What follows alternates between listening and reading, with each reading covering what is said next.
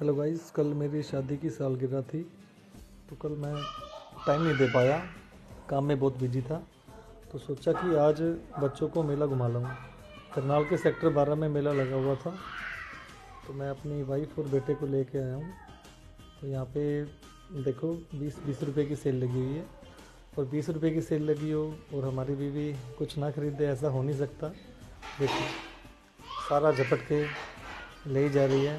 मेरे ख्याल से 200-300 रुपये का बिल बना दिया इसने। और ये मेरा बेटा, इसने भोंपू लिया है और झूले खाने की जिद कर रहा है।